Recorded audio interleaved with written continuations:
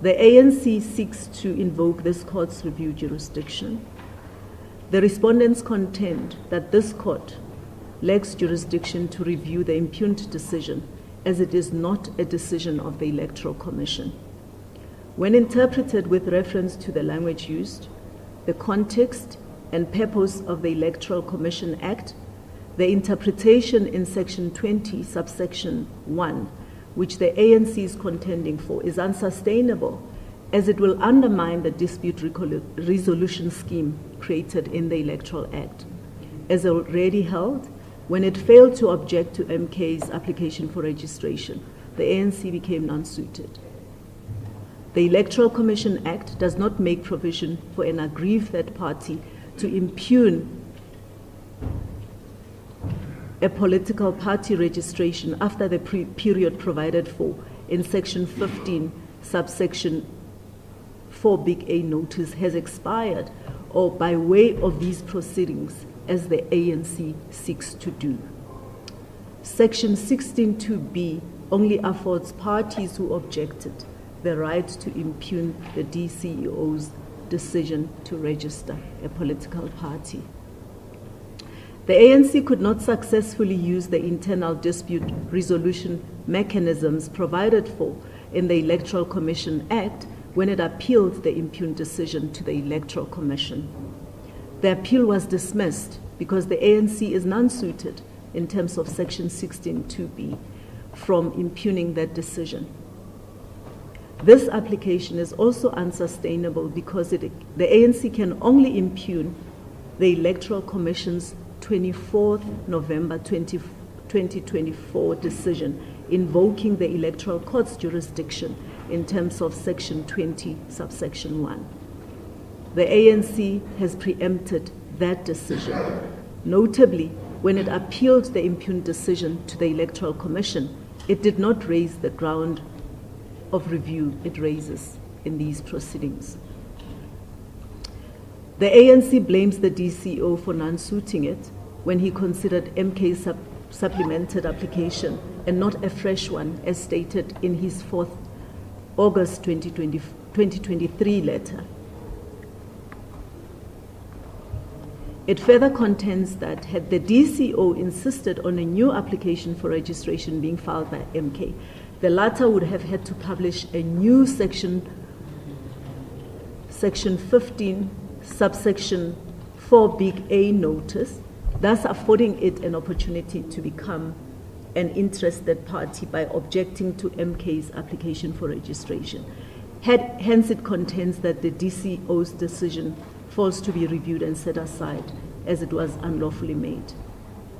The predicament that the ANC finds itself in does not justify a wide interpretation to Section 20, subsection 1. Such an interpretation would undermine the statutory dispute resolution mechanism provided for in the Electoral Act. It also does not promote the realization of the rights in Section 19 of the Constitution.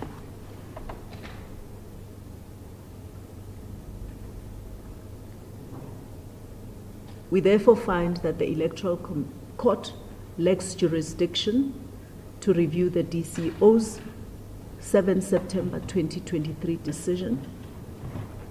It only has jurisdiction to review the Electoral Commission's 24th November 2023 decision, which the ANC has effectively preempted, as it is not reviewing it. For these reasons, the respondent's jurisdiction point in limine stands to succeed. I will now hand over to my brother to deal with the merits. Yes. Under the heading, the merits, the judgment provides as follows, and this is just a truncated version of what the judgment says. The only issue to be considered by this court is whether the DCEO acted lawfully and in compliance with the peremptory procedural requirements for the registration of a political party when he registered MK. Crystallized further, the question to be decided by this court is whether the DCEO, in having had regard to a so-called quote supplemented end quote, application by MK when he registered MK as a political party acted within the four corners of Chapter 4 and Section 15 and 16 of the Electoral Commission Act, read with its regulations. Contrary to the ANC's contention, not much turns on the interpretation of the DCEO's letter of 4 August 2023. The ANC's case is that the provisions of Section 15(1) were not complied with by the DCEO when he made the impugned decision. This, the ANC contends, was due to the fact that the application which had been filed by MK and in respect of which there had been publication in terms of Section 15(4)(a) had been vitiated and in effect rendered pro non scripto by the DCEO's rejection letter of 4 August 2023, in which he advised MK as follows, and I quote, "Please take note that the application for the registration of the above-mentioned party has been rejected because the signatures of supporters on the deed of foundation showed patterns of discrepancies which indicate that the signatures were made by a person or persons other than the voter," end quote. The ANC argues that MK failed to submit a, quote, fresh, end quote, application. It also failed to publish a fresh Section 15(4)(a) notice in the Government Gazette, informing the public that it seeks registration. Instead, it supplemented its initial rejected application, even though there is no provision in the Electoral Commission Act for supplementation of an application that has been decided upon and rejected. Pursuant to such supplementation, the CEO unlawfully registered MK on 7 September 2023. The law applicable to the registration of political parties, in particular Section 15(1) of the Electoral Commission Act and its interpretation, so the argument on behalf of the ANC is concluded, does not permit an application for registration to be supplemented. Its interpretation of the said section, according to the ANC, is supported by the 4 August 2023 letter, which clearly and unambiguously states that MK's application was rejected and that it is not, quote, debarred, end quote, from submitting a, quote, fresh application complying with all the requirements, end quote. Whether these submissions on behalf of the ANC are sustainable depends on a proper interpretation of Section 15, read with the regulations and Annexure 1 thereto. It is so, as was held by the Constitutional Court, Effectual Life Assurance Limited and others, that the legislature and the executive in every sphere are constrained by the principle that they may exercise no power and perform no function beyond that conferred upon them by law.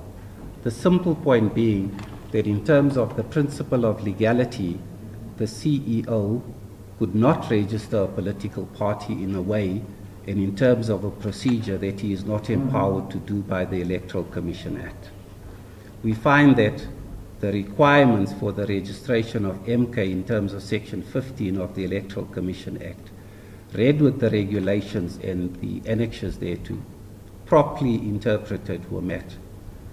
The important point about Section 15(1) is that in peremptory terms it envisaged that the CEO, quote, shall, end quote, register an applicant as a political party upon application, quote, upon application by that party in the, quote, prescribed manner and form, end quote. We interpret this clause, quote, upon application, end quote, to require the CEO to have before him the application, quote, in the prescribed manner and form, end quote, when he registered the applicant as a political party. It matters not on the construction of the section that the construction of the section, the regulation, and Annexure 1 thereto, how the application came before him, or whether it came before him in one go or in phases, or, for that matter, in the proverbial, quote, drips and drabs, end quote. Contrary to the ANC submissions, the absence of a reference to Section 15.1 to, quote, supplementing, end quote, of the application does not detract from the fact that on a plain reading of the provision, the words, the grammar, and the syntax of the section lend itself to an interpretation that as long as the application in the prescribed manner and form is before the CEO, he should register the political party. The ANC's contention that because the section makes no reference to supplementation, an application cannot be supplemented holds no water. It is an artificial approach.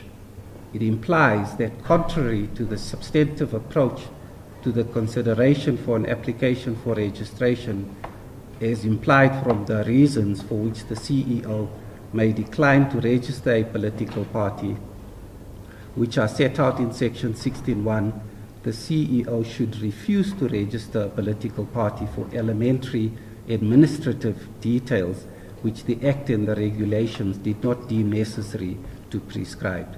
Nowhere in Section 15 of the regulation or the regulations is the manner in which the application is to be submitted prescribed. Importantly, the section does not require an applicant to comply fully at the first go. As regards context, there was no need for an applicant after an application for registration is rejected by the Electoral Commission to commence the whole process afresh. 14 days had passed since the corrected Section 15.4a notice was published on 30 June 2023, and the ANC had not registered an objection. Therefore, the DCEO was not prohibited from registering MK in terms of Section 61. Moreover, the Electoral Commission has demonstrated that there were other political parties which also supplemented their applications after initial rejections, whereafter their applications for registrations were approved. This translates into a contextual interpretation that favors the respondent's case. As for purpose, at the heart of Section 15 are the political rights enshrined in Section 19 of the Constitution. With that purpose in mind, Section 15 is aimed at ensuring that every citizen can form and register a political party. That therefore means that the said section should be interpreted in a way which facilitates the formation and registration of a political party as against hamstringing it. That purpose is attained by an interpretation contended for by the respondents in casu.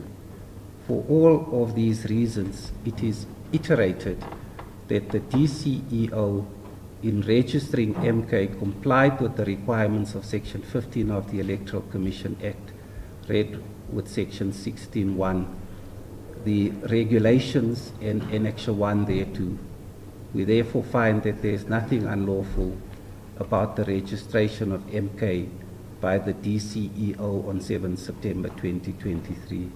As regards costs, in line with the principle in Bywatch, costs are customarily not awarded in this court. We have not been persuaded to depart from this custom. The order reads as follows. In the result, the following order is made. The application is dismissed with no order as to cost. As to costs. We hand down judgment.